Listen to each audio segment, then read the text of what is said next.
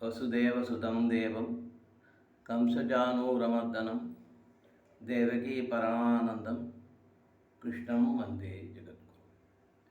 சீரணியும் நுழலின் வழி மழுமான் நாகம் புரிந்த எழில் சரிந்துவிடம் பொருந்திடாமல் தாரணி அன்பரை வாழாவர் போல் வந்த சிவசிகாமணி வர்க்கும் தலைவன் என்போன் காரணியும் நெடியமொழில் கமலைவேந்தன் கருணை மலை பொழியுமிரு கடைக்கண்ணாளன் பாரணியும் ஞான சம்பந்தன் எந்தை பரமன் இருச்சால் நம்மளர் பதவி வாழ்வோம்.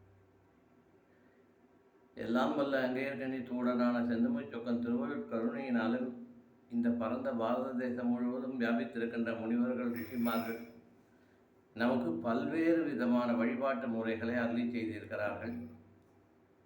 அதிலே சாக்த முறையிலே 4 நவராத்திரிகள், அதிலே இப்போது நடைபெற்று கொண்டிருக்கிறது சாதாரண நவராத்திரி.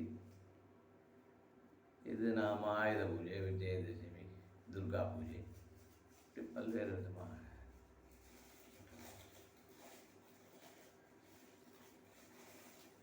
22/9/1965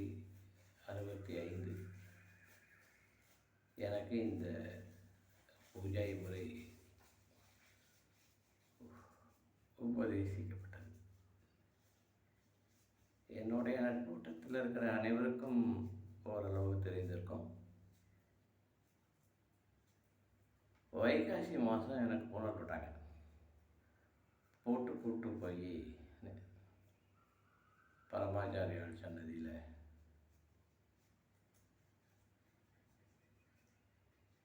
ஆசீர்வாதம் வாங்கும்போது நான் அபிவாதியை சொன்னேன். எங்கள் அப்பா சொன்னார், அபிவாதியை சொல்லக்கூடாது, எதீந்திரர்களுக்கு அபிவாதி சொல்லக்கூடாது. நான் உடனே சொன்னேன், அபிவாதியை சொல்லக்கூடாது எதீந்திரர்களுக்கு அப்படின்னு சொல்லிட்டு அப்படின்னு நீங்கள் சொல்கிறீங்க. அதில் அப்போ நான் வேதம் அத்தியனம் ஆரம்பிக்கலை, அத்தியனம் அப்போ இன்னும் ஒரு 3 மாதம் போட்டணுங்கிற மாதிரி அப்பா சொல்லியிருந்தேன். அதனால் இந்த அபிவாதி அப்படிங்கிறது எதுக்காக சொல்கிறது அப்படின்னு, நாம் என்ன கோத்திரம், என்ன நட்சத்திரம், நம்மளுடைய மூதாதையர்கள் இதெல்லாம் தெரிஞ்சு அவ ஆசீர்வாதம் பண்ணணும் அப்படிங்கிறதுக்காக இந்த அபிவாதி. எதீந்திரர்களுக்கு அவர்களுடைய தபோ வலிமையினால் அது தெரியும் அப்படிங்கிறதுக்காக. ஆனால் அபிவாதியை எனக்கு தெரியும்னு நான் எப்படி பெரியவாளுக்கு தெரிவிக்கிறது? அதனால நான் சொன்னேன், பெரியவா சிரிச்சுட்டே பார்த்துருந்தா, பெரியவா சிரிச்சுட்டே பார்த்துருந்தா, அந்த சௌலபியமான முகம் எனக்கு இன்னமும் ஞாபகம் இருக்கிறது 60 ஆண்டுகள் கழித்தும். இதில் பெரியவா இவன் நவராத்திரிக்கு 10 நாள் இங்கே என்னோட இருக்கட்டும் அப்படிங்கிற மாதிரி உத்தரவு பண்ணான். அப்போது நவராத்திரி 22/9 அப்படின்னோன்னா 20ஆம் தேதி காலையில் நாங்கள் இங்கேருந்து புறப்பட்டு, அப்போ இந்த அளவுக்கு போக்குவரத்து வசதியெல்லாம் ரொம்ப கஷ்டம். அதனால் போயிட்டேன்.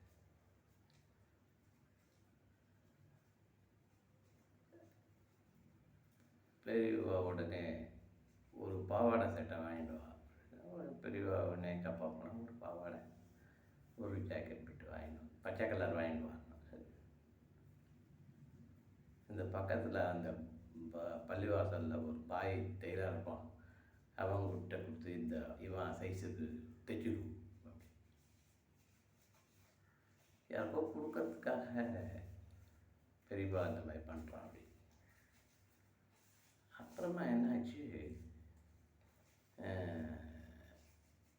போய் பாய்கிட்ட கொடுத்தோன்னா பாய் வாங்கி வச்சுட்டு அளவெல்லாம் இடத்த ஒரு 1/2 மணி நேரத்துலேருந்து 3/4 மணி நேரத்துக்குள்ளார பாய் மடத்துக்கு வந்துடும். மடத்துக்கு பெரியவாட்ட, பெரியவா இதில் பாவாடை தைச்சு விடலாம், இதில் சட்டை தைக்க முடியாது, சட்டை தைக்கணும். அப்போ இந்த ஃபோட்டோ எல்லாம் கிடையாது இல்லையா, அதனால் ஒரு குழந்தைய கூப்பிட்டு சட்டை தைச்சா இந்த மாதிரி சட்டை தைக்கணும், இந்த மாதிரி ரவிக்கையெல்லாம் தைச்சா அதுக்கு ஒரு சேரீலாம் வாங்கணும். பெரியவா இந்த மாதிரி அவர் சட்டை தைச்சு வாங்கி துணி கொடுத்துட்டா. எங்கள் அப்பா கிட்ட போய் அவனுக்கு என்ன துணி வேணுமோ அதை வாங்கி கொடு, இல்லைன்னா அவனுக்கு திரவியத்தை கொடுத்துருவான், அவன் வாங்கி அவன் என்ன தம்பி நீ வா உன்னை திருப்பி அளவெடுக்கணும். சரி அளவு எடுத்து சட்டையை உடனே நான் போய் அங்கே உட்காந்துட்டேன். எப்போ பாய் கொடுப்பீங்க? இந்த அண்ணன் அப்பா நீ இப்போல்லாம் கூப்பிட்றாள், அந்த மாதிரி பழக்கம்லாம் கிடையாது. அப்போது நான் போய் அங்கே உட்காந்துட்டேன். கையோட தைச்சுடு அப்படின்னு பெரிய உத்தரவு பண்ணார். அதுக்கப்புறம் மறுநாள் காலையில் 21 காலையில் 20 தான் போயிட்டோம். 20 இந்த ட்ரெஸ்ஸு இதெல்லாம் ஆகிடுது. துணி தைச்சி வாங்கிட்டு வந்துவிட்டேன். 12:45 1 மணி ஆகும். நான் விடவே இல்லை பாய பக்கத்துலேயே இருந்து. அப்போது அந்த குழந்தை அந்த வயசில் எனக்கு அந்த துணியின் மேலே ஒரு ஆர்வம். அப்புறம் பெரியவா பூஜையெல்லாம் முடிச்சுட்டு தீர்த்த பிரசாதம்லாம் கொடுத்துட்டு பிக்ஷாவந்தனம் பண்ணி நான் பண்ணலையான்னு எனக்கு ஞாபகம் இல்லை. வந்து உட்காந்து நான் போய் இந்த மாதிரி போட்டு காமி அப்படின்னா போட்டு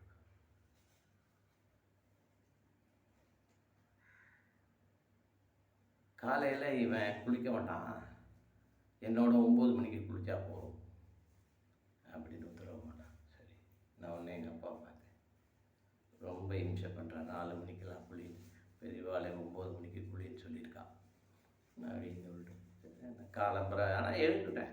எப்போவுமே அந்த 3:30 மணிக்கு எழுந்திருக்கிறதுங்கிறது எங்கள் அப்பா கிட்டேருந்து எனக்கு வந்த ஒரு மிகப்பெரிய வரப்பிரசாதம். அப்புறம் 3 மணிக்கு எழுந்து காலம்புற சைக்கிள் எடுத்து நீங்கள் இந்த அம்மாவோட இது அப்போ அங்காளம்மன் படுத்துறைன்னு ஒன்று இருக்குது. இந்த கரூர் போகிற வழியில் அங்கே தான் போய் பெரியவா குளிப்பா, எங்கள் அப்பா குளிப்பான். குளிச்சுட்டு அங்கேருந்து ஒரு குடம் தீர்த்தம் எடுத்துன்னு வந்து மாத்தூர் பூதேஸ்வரருக்கு அபிஷேகத்துக்கு கொடுக்கறது அவருடைய வழக்கம். அதனால் வந்து 3:30 மணிக்கு அவரோடு எழுந்து எனக்கு இங்கேருந்து நின்னாங்க. உன்னை பெரியவா எங்கள் அப்பா விழுப்பு மேலே படாத குளிக்க வேண்டாம்னு சொல்லிட்டா. உன்னை வேறு பெரியவா பாண்டி வந்து என்னை இம்சை பண்ணுறேன், தள்ளி நின்று. பெரியவா ஒரு சௌலபியமான சிரிப்பு. அவளோட பெரியவாளோட இருந்தவாளுக்கு தெரியும் அந்த சிரிப்பினுடைய ஒரு அழகு. இந்த ஜென்மால அதெல்லாம் அனுபவிக்கிற ஒரு வாய்ப்பு எனக்கு கிடைச்சிது. இப்போ இது பூர்வ ஜென்ம சுகிருதம்னு சொல்லுவாள் சமஸ்கிருதத்தில். அது இருந்திருக்கு, அது இல்லைன்னு நம்ம சொல்ல முடியாது. இல்லைன்னா அந்த வயசில் பெரியவாளை வந்து ஒரு இது பண்ணி, அப்புறம் ஷாமா விஸ்வநாத சாஸ்திரிகள்னு வந்தார். அது சர்வதீர்த்தக்கரையில் பெரியவா அனுஷ்டானம் பண்ணும்போது என்னை குளிக்க சொல்லி உத்தரவாச்சு. அந்த போகும்போது குரானரையில் கொஞ்சோண்டு மஞ்சப்படி எடுத்துக்கோன்னா எடுத்துகிட்டு போனேன். இந்த மாதிரி பூசி குளின்னா எனக்கு அவ்வளோ விவரம் தெரியாது. எங்கள் அப்பா இருந்தாரானா அப்புறம் ஷாமா விஸ்வநாதர் கணபதிகள் சாமவேத வித்வ ரொம்ப ரொம்ப ஒரு இந்த சத்பாத்திரம் அப்படின்னு சொல்லக்கூடிய அந்த பாத்திரத்துக்கு சொந்தக்காரர். அவர்கிட்ட பெரியவா உத்தரவு பண்ணால் அப்புறம் இந்த பூஜா முறைகள் எனக்கு அருளப்பட்டது. அன்றையிலிருந்து இன்றைய வரைக்கும் எத்கிஞ்சிது கிரண்யம் என்கின்ற வரையில் இந்த பூஜையை நான் செய்திருந்திருக்கேன். இந்த என்னுடைய நட்பில் ஒரு 4367 பேர் இருக்கா.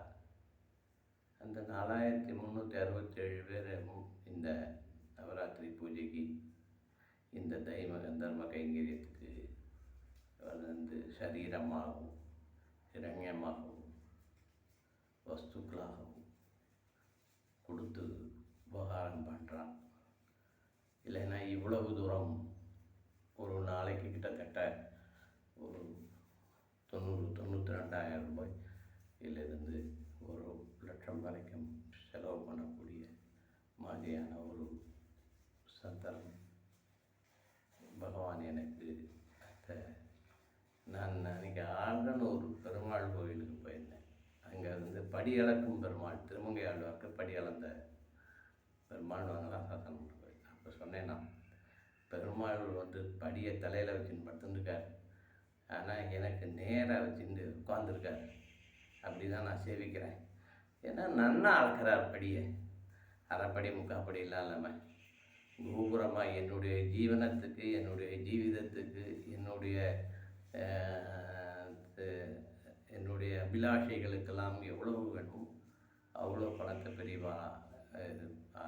பெருமாள் எனக்கு அனுகிரகம் பண்ணுறாருன்னு சொல்லி அன்றைக்கி அந்த பட்டத்தை சொன்னேன். இந்த மாதிரி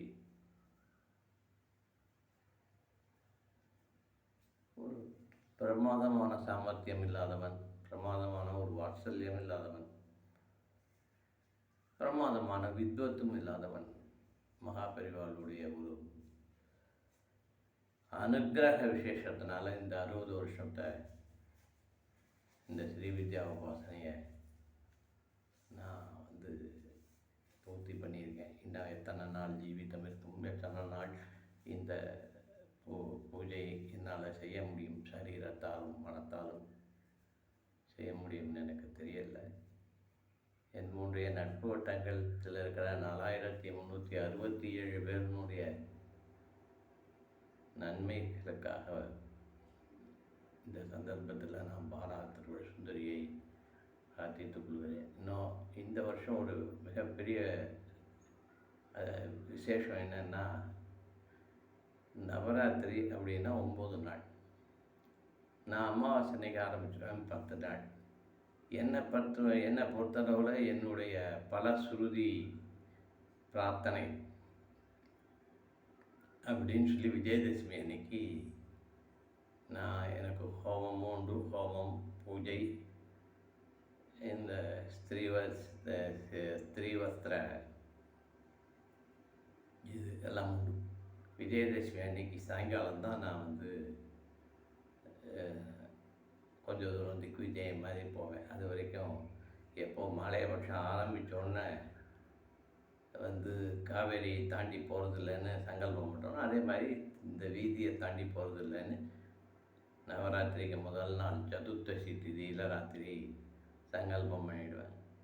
இன்றைய பர்யந்தம் எனக்கு என்னென்ன வேணுமோ எல்லாம் அந்த பாலா திருவள்ளுவர் சுந்தரி என்னுடைய வீட்டிற்குள் கொண்டு வந்து சேர்க்கிறாள் என்பதில் எனக்கு எந்த விதமான ஒரு மாற்று கருத்தும் கிடையாது. இந்த வருஷம் கிட்டத்தட்ட ஒரு 12-13 லட்சம் ரூபா வசூலாகிருக்கு. கோயிலில் பண்ணலை, வீட்டில் தான் பண்ணுறேன். இப்போ கோயிலில் பண்ணினா நித்தியமுமே ஒரு வஸ்திராபூதி, ஒரு சகசிர திரவியாபூதி எல்லாம் பண்ணுறதுக்கு கொஞ்சம் இட வசதிகள், போக்குவரத்து எல்லாம் இருக்கும். அதை தவிர காலம்பரை, ராத்திரி, மத்தியானம் எல்லாம் சாப்பாடு, போக்குவரத்து, இந்த மாதிரி கொஞ்சம் திரவிய செலவுகள்லாம் இருக்கும். இப்போ வீடு அப்படிங்கிறதுனால ஒரு நாள் அந்த நவகன்னிகா பூஜை அன்னைக்கு ஒரு 60-70 பேருக்கு அன்னதானம்.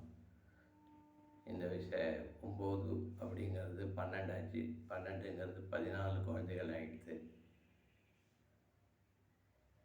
அது மாதிரி புடவை அப்படின்னு பார்த்தா ஒரு 10 புடவை வாங்கி கொடுத்தேன். அப்புறம் 20 வாங்கி கொடுத்தேன்.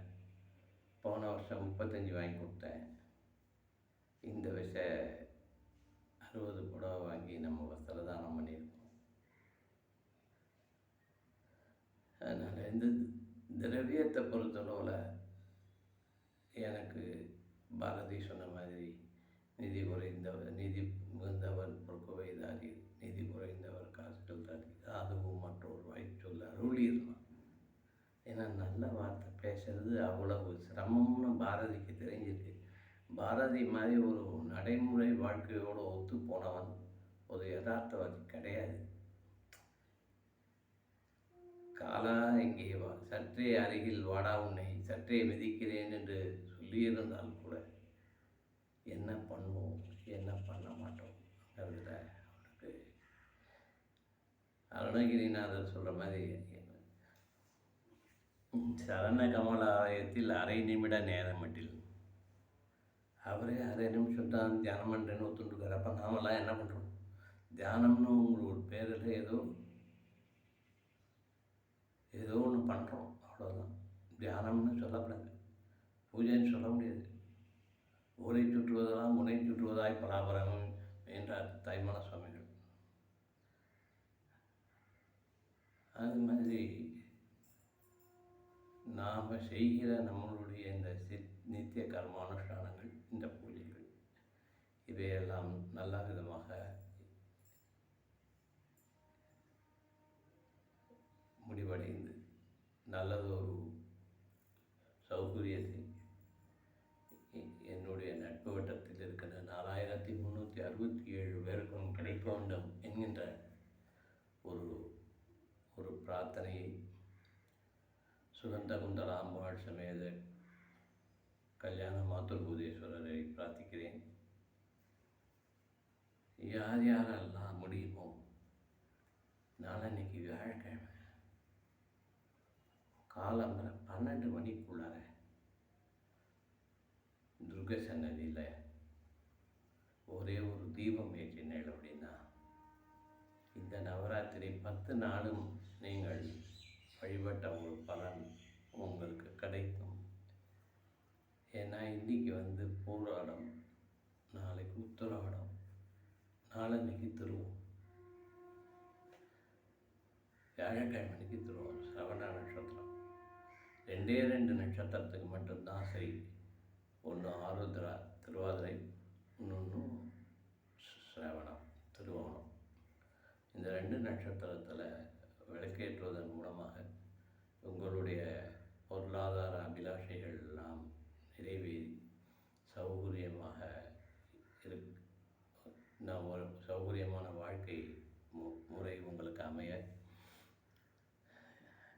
நான் 60 ஆண்டு காலம் வழிபட்டு கொண்டிருக்கின்ற இந்த பாலா திரிபுர சுந்தரியை நான் பிரார்த்தித்துக் கொள்கிறேன். இந்த நல்ல சந்தர்ப்பத்தில் எல்லாரும் எல்லாம் உட்பட எல்லாம் வல்ல செந்தமிழ் சுக்கன் திருவருளை பிரார்த்திக்கிறேன். ராம் ராம்.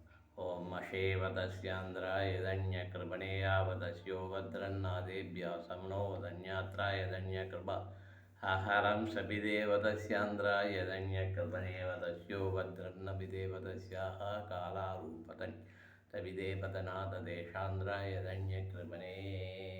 ஹரி ஓம். சுக்லாம்பரதரம் விஷ்ணும் சசிவர்ணம் சதுர்புஜம் பிரசன்னவதனம் தாயத்து சர்வகுணோசந்தே. ஓம் ஓம் நமோ பாத்த சமஸ்த துர்தேஸ்வரா சிவரமேஸ்வர பிரீத்தியதம் சுபேசோமனே முகூர்த்தியாத்திய பிரம்மணா அதிபராத்தே சேதுவரா கல்பே வைவசுத மன்வந்திரே அஷ்டாதிம்பலிமே जम्बूदिरिवे भारतवर्षे भरतखंडे में लोहो दक्षिणे भत्ते दंडकारिण्ये सहाप्ते अस्मिन् वर्तमाने यावगारिके शान्तमानि प्रभवादि षष्ठी संवत्सराणां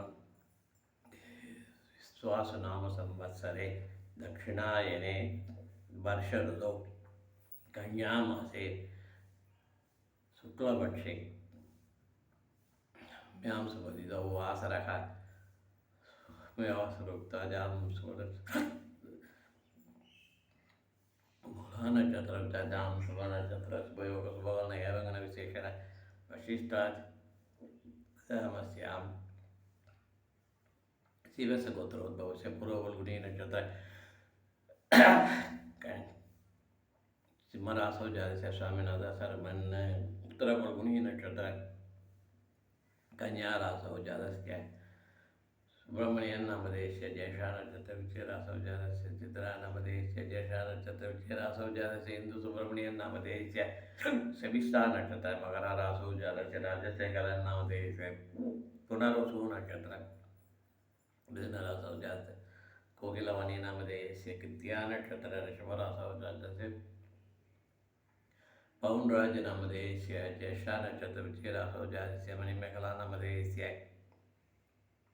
मृगशीड़ा नक्षत्र मिथुनरासौ जातस्य बालमुरुगन नामधेयस्य पूर्वपुरुषोदा नक्षत्र मीनरासौ जातस्य सेंथिल कुमार नामधेयस्य पूर्वाषाढ़ा नक्षत्र धनुसुरासौ जातस्य महेंद्रन नामधेयस्य अस्य यजमानस्य वशोधन्यात्राय धन्यकृवेवदस्याः शारदा नवरात्रि पुण्यकाले शारदा नवरात्रि नवम्यां सदे सदन्त्राय धन्यकृवेदच्छात्रोपदस्याः अहं कृपणेयोपदस्याः मासीनन्नभिदेवदस्याः मुद्रोवदन अभिरानन्येतदस्योहादप्नुन्नतमदेशौ सपत्र अभितत्राय धन्यकृपणे वासे तदस्योत्राय पदन्यात्राय धन्यकृपे पदन्यात्राय धन्यसविद्रे वदस्यो.